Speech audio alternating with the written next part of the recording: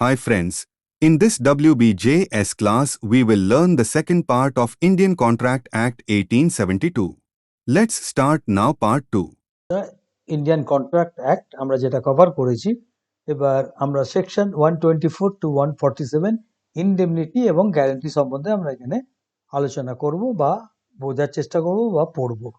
Contract of indemnity section 124 and 125 এ আছে, একটা পার্টি যদি প্রমিস করছে to save the other from loss caused by the conduct of promisor or any third other party, এক্ষেত্রে কি হচ্ছে, ওয়ান পার্টি প্রমিস করছে টু সেভ দি আদার, আরেকজনকে কার থেকে সেভ করছে, ফ্রম লস কজড, যদি কোনো ক্ষতি হয়, এবং কজড বাই কি জন্য হচ্ছে, by the conduct of the promisor or any third party. Roles indemnifier and indemnity holder, এর দুজনই এক্ষেত্রে রোল থাকছে। The indemnifier must compensate all losses that arise. Indemnifier must compensate, indemnifier compensate করবে যে ক্ষতিটা হবে out of this particular loss by the কি করে হচ্ছে, by the conduct of the promisor or any third party, যেটা হচ্ছে সেক্ষেত্রে ইনডেমনিফাই আর indemnity holder. Indemnifier must compensate, যতটা লস হচ্ছে সেইটা কম্পেনসেট করবে। কেন এই লসটা হচ্ছে, যেটা আমরা আগে বললাম, যে loss cause by the conduct of the promisor or any third party.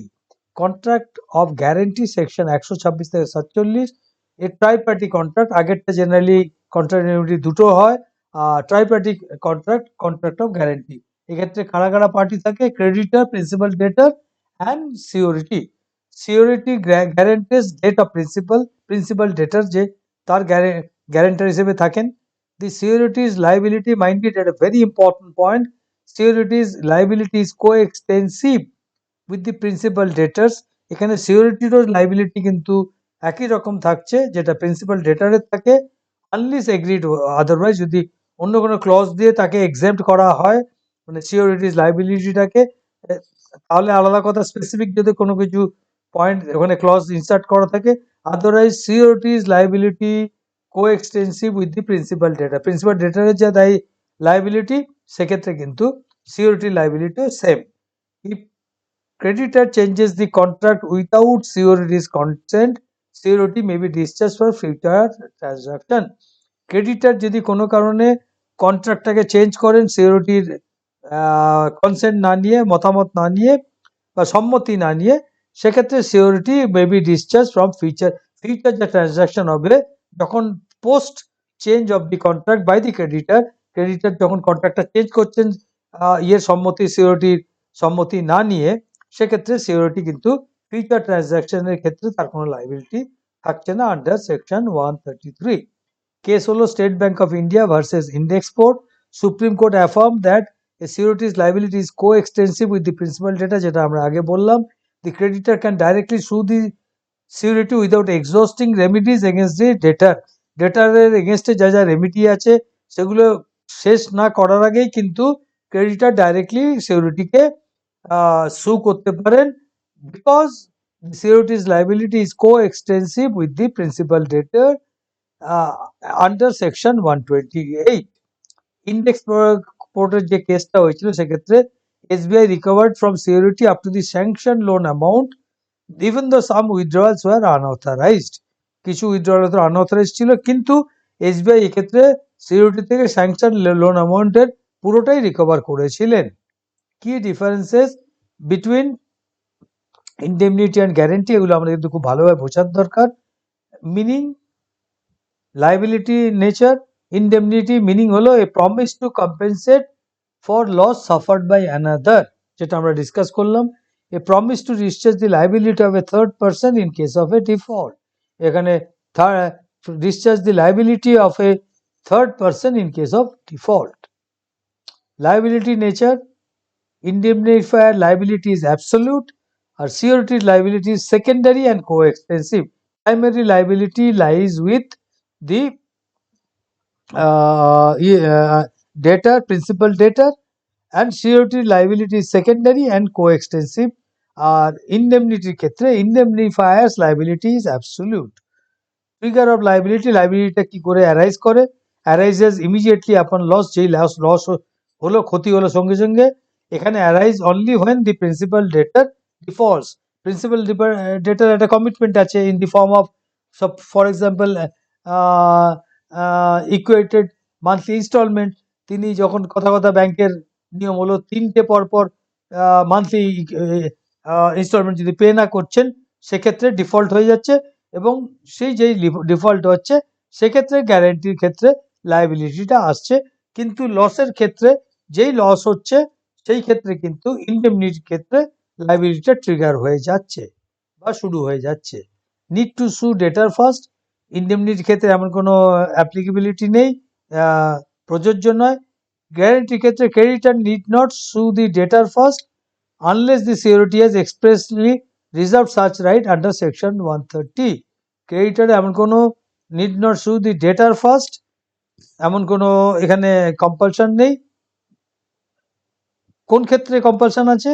যদি surety has expressly reserve such right, section 133 এর ইয়েতে, যে সিউরিটির সেই অধিকারটা আছে এক্সপ্রেসলি, যে ভাই আমাকে তুমি ফার্স্ট সু করতে পারবে না, first you will be suing the principal debtor, and then as a secondary liability as per surety, সেক্ষেত্রে তুমি আমাকে লাইবেল করতে পারবে, তুমি সু করতে পারবে। Parties involve, two parties, indemnifier and indemnified. আর গ্যারেন্টির ক্ষেত্রে 3 parties, creditor, principal debtor and surety. Practical use, use for loss protection, insurance type agreements, arrangements. আর গ্যারেন্টি হলো common in loan arrangements and financial guarantees. তো দুটো ক্ষেত্রে কিন্তু অ্যারেঞ্জমেন্টটা একটু ডিফারেন্ট। বেলমেন্ট অ্যান্ড প্লেজ, এটাও একটা important area. Bailment, section 148 to 171, delivery of goods by bailer to bailee for a specific purpose to be returned or disposed of as directed after completion. Example যদি দেখি, parking এ কার, গ্যারেজের owner হলেন bailee, hiring a storage locker. Second example, বেলি's duty, take reasonable care no unauthorised use. Bailee মানে যাকে এটা দেওয়া হচ্ছে তিনি হলেন বেলি, যিনি দিচ্ছেন তিনি হলেন বেলার। একটা স্পেসিফিক পারপাসে দেওয়া হচ্ছে, সেক্ষেত্রে বেলি's ডিউটিস হলো রিজনেবল কেয়ার, নো আনঅথরাইজড, যে ইউজটার জন্য ওটা করা হচ্ছে সেই ইউজ ছাড়া অন্য কোনো ইউজ উনি ব্যবহার ওটাকে করতে পারবেন না। বেলার্স রাইটস কি হলো?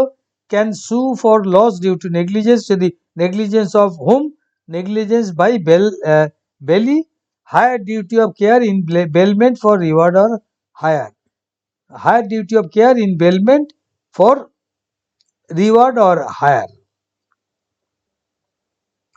Finder of goods, যেটা আমরা একটু আগে বললাম, finder, person who finds goods belonging to another and takes them into custody.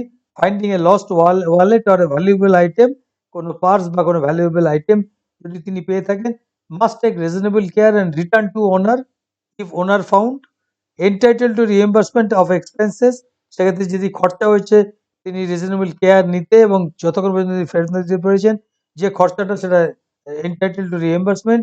If not found, finder gets lien, may sell goods after notice, notice দিয়ে তিনি জিনিসটা বিক্রি করতে পারেন, যে খরচাটা হলো সেটা রিটার্ন করতে পারেন, ব্যালেন্স অ্যাজ পার ল, সেক্ষেত্রে গভর্নমেন্টকে তিনি ফেরত দিতে পারেন বা দেবেন as per law, that is mandated. Pledge, section 172-181, a bailment of goods as security for repayment of debt or performance of a promise. Bailment of goods as security, কোনো জিনিস আমি কাউকে দিলাম সেটা সিকিউরিটি হিসেবে রাখতে, কিসের জন্য? ফর, আমি তার থেকে কোনো ধার নিয়েছিলাম, সেই রিপেমেন্ট অফ ডেটের জন্য আমি ওটা সিকিউরিটি রাখলাম। যদি আমি I fail to repay debt, সেক্ষেত্রে ওই সিকিউরিটি যেটা দেওয়া হলো, সিকিউরিটি কি দেওয়া হলো? বেলমেন্ট অফ গুডস, গুডস দেওয়া হলো, সেই গুডসটা সেল করে যাকে এটা যার থেকে লোন নেওয়া হয়েছে তিনি he can get the debt recovered. Or কোনো পারফরমেন্স অফ এ প্রমিস, কোনো কিছু করার জন্য প্রমিস করা হয়েছে, সেটাও যদি কোনো কারণে ফেলিওর হয়, সেক্ষেত্রেও বেলমেন্ট অফ গুডস এক্ষেত্রে সিকিউরিটি হিসেবে কাজ করে। পার্টিস প্লেজার হলো debtor, pawnee creditor, pawnee's rights হলো can sell goods after notice if default, যদি ডিফল্ট হয় বাই দি প্লেজার সেক্ষেত্রে কিন্তু তিনি পনি নোটিশ দিয়ে, যদি ডিফল্ট হয় সেকশন 176 এর ক্ষেত্রে তিনি জিনিসটা সেল করে তিনি তার recover expenses from proceed, sale proceed যেটা বিক্রি হলো তার থেকে তিনি তার এক্সপেন্সেসটা খরচাটাকে রিকভার করতে পারেন। Pledger's duty repay debt and expenses to redeem goods, repay debt এবং এক্সপেন্সেস টু রিডিম গুডস করার জন্য প্লেজার সেটা ডিউটি হলো। প্লেজার হলো ডেটার। কেস হলো Kalia Perumal Pillai versus Vishal Lakshmi 1937 illustrates that a belly, even if commission agent who stores or handles good must ensure or take care as agreed, এটা বেলি duties মধ্যে পড়ে। Negligence যদি জন্য লস হয়, বেলার রিকভার্স ফ্রম বেলি এক্ষেত্রে, in that case goods were destroyed by fire in bailee's custody, তার মানে বেলি প্রপার কেয়ার নেয়নি বলে ফায়ারটা হয়েছিল এবং তাতে কি হয় যে জিনিসগুলো রাখা হয়েছিল সেই জিনিসটা ক্ষতিগ্রস্ত হয়েছিল। Plaintiff agent recover price from principal as indemnity after proving he was a agent, তিনি প্রুভ করে প্রমাণ করেছিলেন এজেন্ট হিসেবে এবং সেই ক্ষেত্রে প্রিন্সিপালের থেকে indemnity because he was indemnified in case of any loss, এই ক্ষেত্রে যেহেতু ইনডেমনিফিকেশন ছিল সেক্ষেত্রে plaintiff agent recover price from principal as indemnity after proving, প্রমাণ করা যে he was an agent of the principal. Agency section 182 to 238, agency is the relationship where one agent, একজন agent acts for another, principal হয়ে কাজ করবেন with the principal's consent, তিনি consent দেবেন, সম্মতি, subject to control, control car থাকবে, প্রিন্সিপালের control থাকবে। কি points, creation by agreement, express or implied, necessity, ratification or estoppel, principal must have capacity, প্রিন্সিপালের এজেন্ট কাম হ্যাভ এনি, প্রিন্সিপালের যদি ক্যাপাসিটি থাকে তবেই এটা হবে ক্রিয়েশনটা, otherwise not possible. Authority can be actual, express or implied or apparent authority, agent must act within authority, তাকে যে ক্ষমতাটা দেওয়া হয়েছে তার মধ্যে তিনি করবেন, তার বাইরে তিনি যাবেন না। Undisclosed principal can sometimes enforce contracts, undisclosed যদি প্রিন্সিপাল আনডিসক্লোজ না থাকে সেক্ষেত্রে কখনো কখনো কন্ট্রাক্টটাকে এনফোর্স করা যেতে পারে। Ratification, principal can adopt agent's unauthorised act binding all, যদি এজেন্ট কোনো আনঅথরাইজড কাজ করে থাকেন সেক্ষেত্রে principal can adopt as agent's এসে আনঅথরাইজড অ্যাক্ট সবাইকে বাইন্ড করে।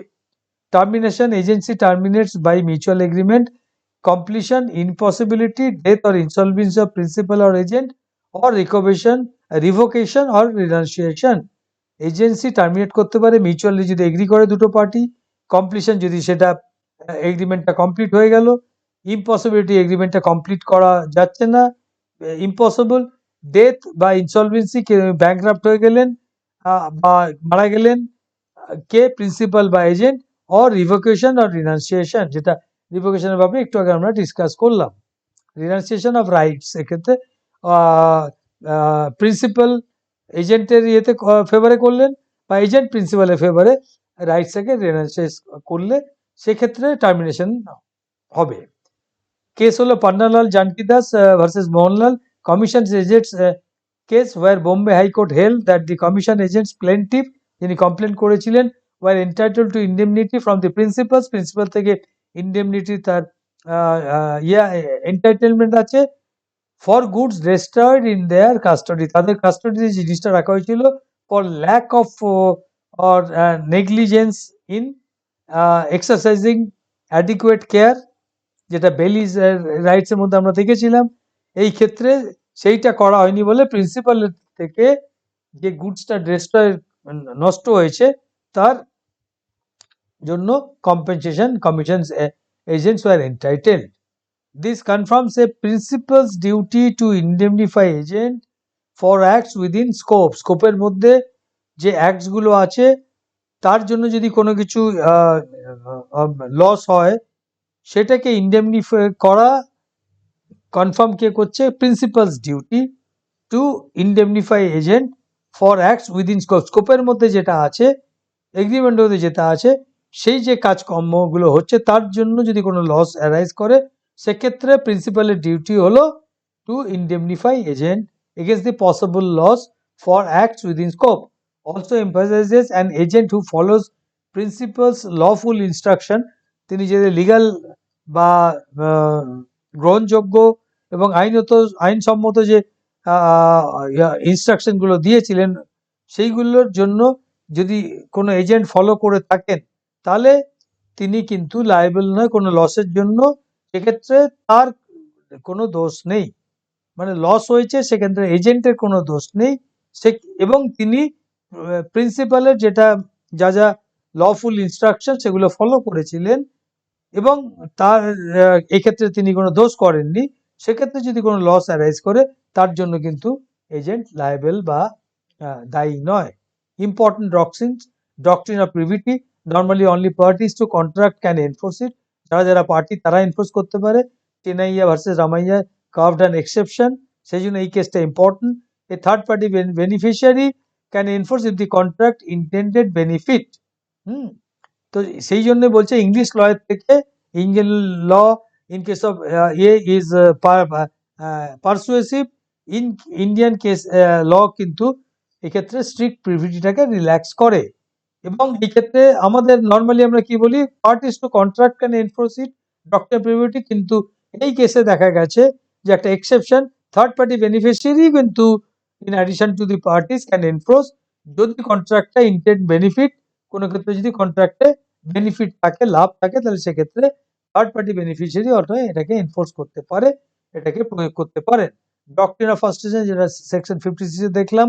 আনফোর্সিন ইভেন্টস, যেটা আমরা বললাম কেউ পারফর্ম অ্যাজ এ মিউজিশিয়ান করতে চেয়েছিলেন কিন্তু করতে পারেননি।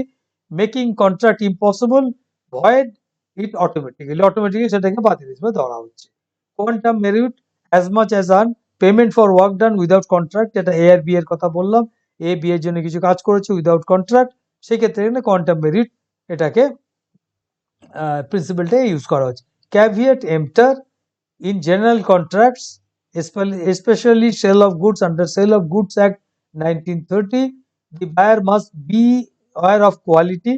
মানে caveat emptor এর মানে হলো ইংলিশ ল্যাঙ্গুয়েজে, the buyer must be aware of quality subject to warranties, not codified here but standard principle, এটা অ্যাপ্লাই করে caveat emptor এর ক্ষেত্রে। অ্যান্টিসিপেটরি ব্রিচ, নাম থেকে বুঝতে পারছি ব্রিচ যেটাকে আমরা আগে থেকে অনুমান করতে পারি, চিন্তা করতে পারি, ভাবতে পারি, সেটাকে anticipatory breach. If one party clearly refuses performance before due ডেটের আগে যদি তার যা পারফরমেন্স করার কথা অ্যাজ পার দি কন্ট্রাক্ট, তিনি যদি সেটাকে রিফিউজ করেন, অগ্রাহ্য করেন, সেই ক্ষেত্রে ডিউ ডেটের আগে the other can treat contract as breach immediately as per fruits of contract. যে দি মোমেন্ট একটা পার্টি রিফিউজ করছে পারফরমেন্সের ডিউ ডেটের আগে, সেক্ষেত্রে other party can treat the contract at breached immediately, এবং সেক্ষেত্রে যেটা non breaching party they can claim definitely damages, যেটা আমরা একটু আগে দেখেছি। কি comparison, void versus voidable. Void, no contract, কোনো কন্ট্রাক্টই প্রথম থেকে ছিল না, minor's agreement because it is void under legal provision, illegal agreement. Concept 2, voidable, valid until avoided by agreed party. Key difference, void এর কোনো legal effect নেই, voidable is enforceable until rescinded, যদি বাতিল না হয় তাহলে কিন্তু এটাকে লিগালি প্রয়োগযোগ্য এটা। কি ডিফারেন্স হলো void এর ক্ষেত্রে আর voidable এর ক্ষেত্রে। ফ্রড ভার্সেস মিসরিপ্রেজেন্টেশন, যেটা একটু আগে আমরা ডিসকাস করেছি ডিটেলসে, আমার মনে হয় আর রিপিট করার কোনো দরকার নেই। ফ্রডের ক্ষেত্রে ভয়েডেবল এবং ড্যামেজেস, মিসরিপ্রেজেন্টেশনের ক্ষেত্রে voidable but usually no damages, because মিসরিপ্রেজেন্টেশনের ক্ষেত্রে ইনোসেন্ট ফলস স্টেটমেন্ট হচ্ছে, আর ফ্রডের ক্ষেত্রে ইন্টেনশনাল ডিসিট হচ্ছে, যেটা আমরা আগেও ডিসকাস করেছি।